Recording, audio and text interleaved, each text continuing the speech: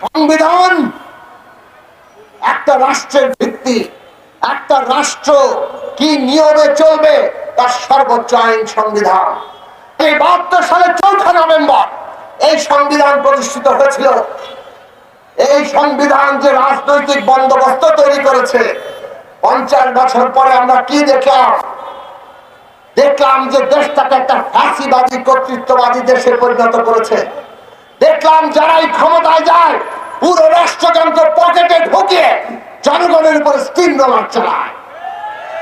কাজেই আজকে এটা পরিষ্কার, এই সংবিধান, এই রাজনৈতিক বন্দোবস্তে জনগণের কোন অধিকার প্রতিষ্ঠিত হবে না।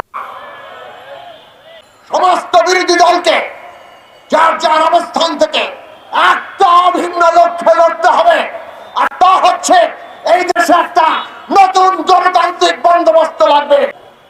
আসুন এই নতুন গণতান্ত্রিক বন্দোবস্ত, এই নতুন গণতান্ত্রিক সংবিধানের জন্য সমস্ত রাজনৈতিক শক্তি যার যার অবস্থান থেকে যারা পারবেন তারা যুগপৎ ভাবে, যারা পারবেন এক মঞ্চ গঠন করে একটা বৃহত্তর লড়াই করে তুলেন। এবং সেই লড়াইয়ের মধ্যে আজকে যারা বাংলাদেশের নাগরিকদের হত্যা করে ক্ষমতা রাখতে চাইছে তাদের বিরুদ্ধে লড়াই করে তুলেন এবং তাদেরকে পরাজিত করে।